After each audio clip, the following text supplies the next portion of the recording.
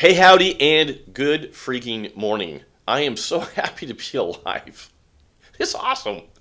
Good to see you. You 2,640 amazing truth talkers, quality obsessed, rabbit hole freaking travelers and runners. Some of you guys don't walk down your rabbit holes, you run down them. And this is fantastic. I've learned so much from you guys. Good morning. This morning, got 4 hacks. Great feedback from Lee Stokes and from Ryan about some young guys in the trade. Smeller in Chief, thank you. I may get a badge made that says Smeller in Chief. Get my own theme music. Anyways, different thing. Thank you. 4 hacks. Man, again, some of you old guys, Rusty, I know you're out there. I want your hacks. You guys got some stuff going on. Let's hear it. So, first hack. Let's get right into it. First hack. You're on a job. You need a washer, right? You need a fender washer. You need something. You're up on the ladder. It's Friday afternoon. Monday's a holiday. Bam, you're stuck. You're digging through your bags. No washer. What can you do? Again, the best deal in all these hacks is to have the perfect part. So this is what we're talking about. Hack is a response to life not being perfect.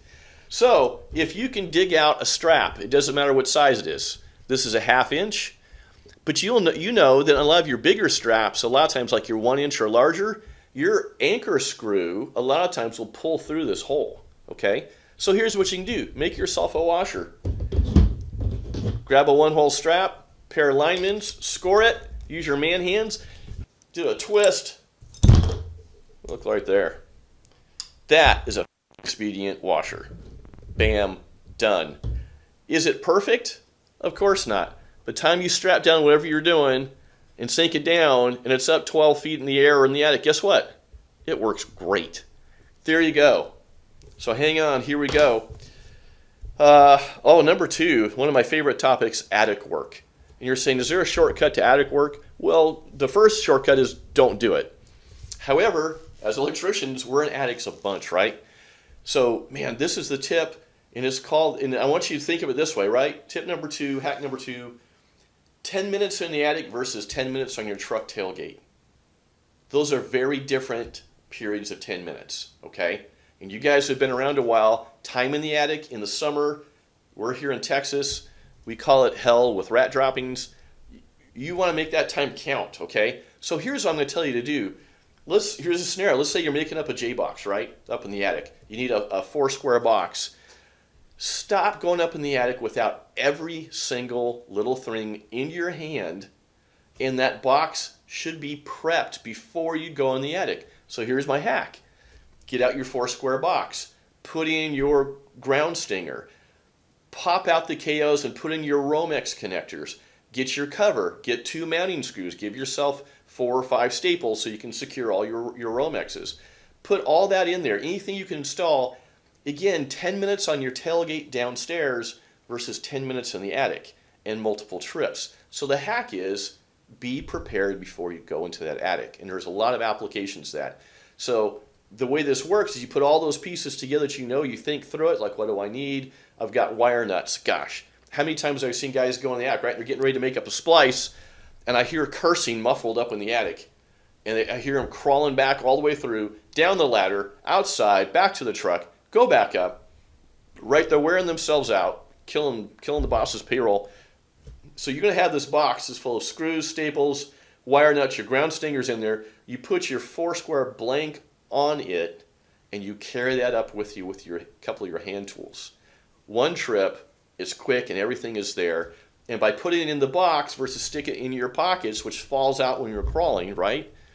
It's all there. You can't lose it. It's all there. So that's number 2. Hit the attic. Tip number 3, cabinet plugs. Switching gears. You're doing a residential rough-in, right? You're putting in a plug for the hood above the cooktop. So you got that upper cabinet that's going to be, but right now it's all open studs, right? You got bare concrete, open studs. It's been demoed. You're doing rough-in. You're putting in your nail-in boxes. Here's what I'm going to tell you. Do your rough-in. Put your boxes where they're going to go, right? You're looking at your plans. You're scaling out so you don't put a plug in the middle of a cabinet divider.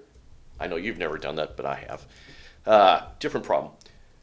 Here's what I'm going to tell you to do, okay? On those plugs that you know on finish out are going to be a pain in the butt to get to, dishwasher plug, disposal plug, plug in that upper cabinet above the built-in microwave or the hood, a plug up top that's going to be for low voltage lighting later for a power supply. Put those plugs in now.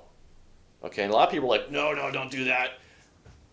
You set your nail-on box, you got your plug, you're going to set it loose, you're going to have it stick out a little bit, it's not all tight yet, and you're going to take a couple layers of painter's tape or masking tape or frog tape and cover the face up.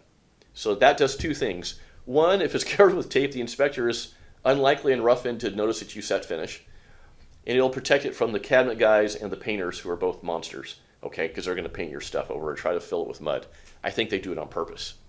Here's what happens then. Then on finish out, you're going to go back, you've got that cabinet, the plug's already there. You're not crawling under the sink with finished plumbing with all your hand tools and your headlight. You're not trying to cram your body into these little spaces. All you're doing is tightening the plug down and putting on the plate.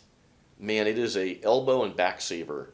Set those plugs early, and that's any application. If you can set it and you know it's going to be in a crappy spot, set the plug now, protect it with painter's tape, and let it roll. It's a great hack, okay?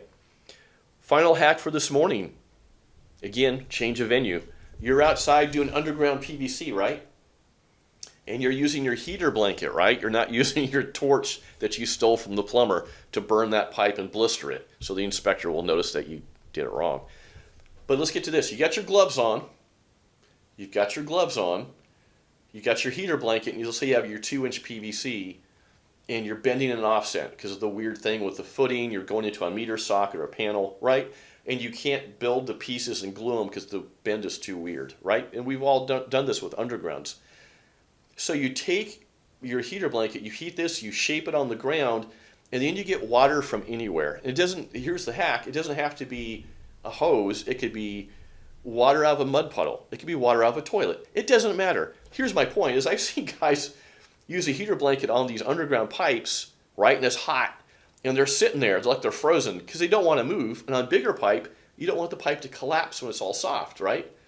So here's the hack: get yourself a big gulp, empty big gulp cup or any receptacle, bucket of some kind of cold liquid, toilet water, mud puddle water, bottled water, whatever you got.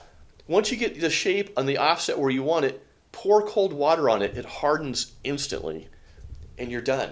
So the hack is not having to wait or take a chance on waiting and the pipe collapsing because it's like lava hot jello, okay? 4 hacks. What are your hacks? You guys take care. I want to hear from you.